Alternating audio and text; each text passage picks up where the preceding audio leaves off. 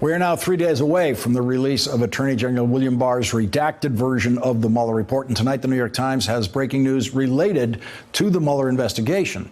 The New York Times is reporting, quote, congressional investigators on Monday issued subpoenas to Deutsche Bank and numerous other banks seeking information about President Trump's finances and the lender's business dealings with Russians, according to several people with knowledge of the investigation.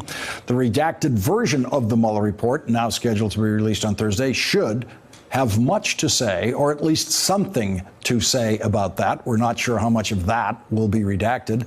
The congressional subpoenas issued today were from the House Intelligence Committee and the House Financial Services Committee. Also tonight, Politico reports that the chairman of the House Oversight Committee, Elijah Cummings, has issued a subpoena to the accounting firm of Mazars USA for 10 years of President Trump's financial records. A Justice Department spokesperson confirmed to NBC News today that a redacted version of Robert Mueller's report will be released on Thursday.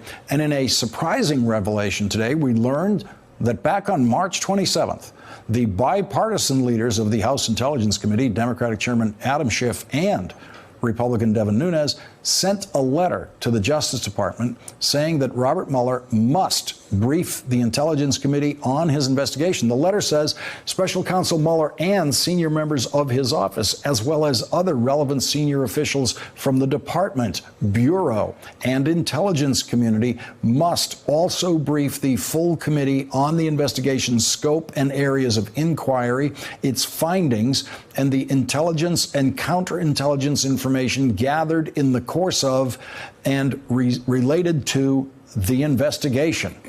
Joining our discussion now, NYU law professor Ryan Goodman. He served as a counsel in the Defense Department in the Obama administration. He has been studying William Barr's earlier years of service in the Justice Department that include controversies involving William Barr's inaccurate summaries of Justice Department material that Congress was then pursuing. Ryan Goodman is co-editor-in-chief of the forum justsecurity.org. Also with us, Ron Klain. He was a senior aide to Vice President Joe Biden and to President Obama. He was a former chief counsel to the Senate Judiciary Committee, and he was chief of staff to Attorney General Janet Reno, and so he knows the workings of the Attorney General's office. And Ryan Goodman, I want to start with you.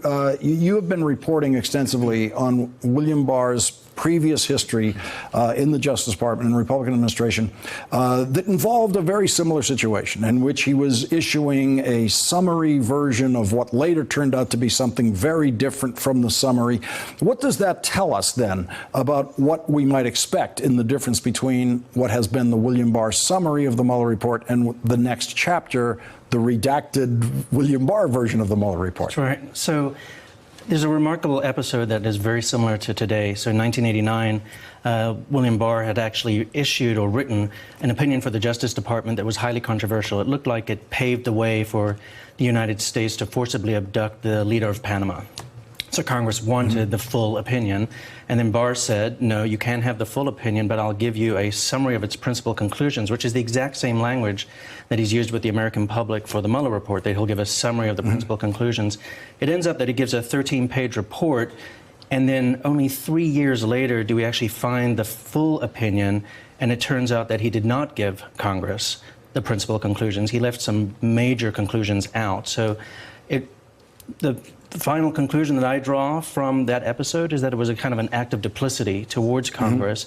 And so how much we can trust him today to not repeat that kind of pattern of behavior is up in the air. I think it's a concern. And Ron Klain, I was thinking, as I was reading Ryan's reporting on this, that in the end, by the way, we get to see that complete William Barr memo only when there's a change of administrations, and only when the Clinton administration comes in, and only when actually Janet Reno moves into the Justice Department. And so that may be that we may be a year and a half away from seeing the full Mueller report, or from Congress seeing the full Mueller report, because it might take a new president and a new attorney general to release it.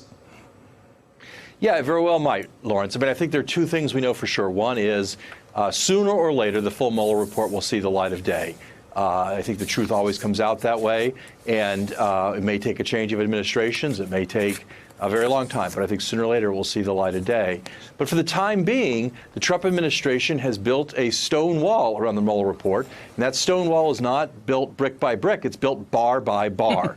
They put Bill Barr in as Attorney General for this purpose. They got rid of Sessions as Attorney General, so the president could put in Bill Barr. Bill Barr wrote a memo saying Trump couldn't possibly be guilty of obstruction. He then wrote this very short, who knows if it's accurate, memo that allowed Trump to claim exoneration in all capitals and exclamation points. And then he went before Congress last week and advanced this crazy spying theory. So, Barr has been the instrument of the Trump stonewall. We're going to see how much of that gets cracked on Thursday. Sooner or later, the whole thing will fall apart. Ryan Goodman, there's been a lot of emphasis on the memo that William Barr wrote during the Trump presidency about the Mueller investigation. But what your reporting indicates to me is that a solidly researched William Barr background by the Trump White House would have revealed, hey, this guy is really good at redacting, and this guy is really good at mischaracterizing summaries of reports that we're hoping people don't get to see. In other words, he's got the skill set you might need when it comes time to the release of some form of the Mueller report. I think he practiced this at a very high art form. It's pretty incredible what he was able to do back then. And I think another element in this is, would William Barr tarnish his reputation? Mm-hmm. And the answer is yes. He did that when he was in the George H.W. Bush administration, and he was willing to pay the price when the full report came out years later. So they also knew that they kind of had their man in a certain sense of he'd be willing to do that kind of work once again to protect the White House. Yeah, and Ron Klain, the point Ryan just made is a really big point. You and I know many, many people working in government who would never take a position that they knew at some point in the future or some years later even when a new administration comes in would be revealed to be basically fraudulent. Most people we know, I think, who served in government would not do that.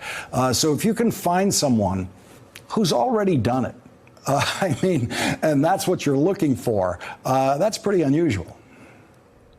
It is unusual, Lawrence. And look, I think as amazing as it is to say this, Jeff Sessions, very conservative, someone who I criticized a lot as Attorney General, held the line against Donald Trump and refused to unrecuse in the Russia investigation and turned the thing over to Rod Rosenstein to manage. And so, he wasn't willing to corrupt himself in this way for President Trump. We have to see ultimately what the truth holds out for Bill Barr. But right now it looks like this is someone who was willing to make these changes, produce this memo, first of all, a few weeks ago to provide Trump the exoneration victory lap. And then we're going to see how much redaction was done and how indicative the redaction is. There's a lot of focus on the amount of redaction we're going to see on Thursday, but really just a few words can make all the difference. And so until we see the full Mueller report, we really won't know what Robert Mueller found about what happened in the 2016 campaign and then what Donald Trump did to obstruct justice in the investigation of that campaign. Well, we all know what we're going to be doing all day Thursday and what we're going to be talking about at this hour on Thursday night. Ron Klain, Ryan Goodman, thank you both for joining us tonight. Really appreciate it. Thanks for checking out our YouTube channel. Subscribe by clicking on the button below for more from The Last Word and the rest of MSNBC.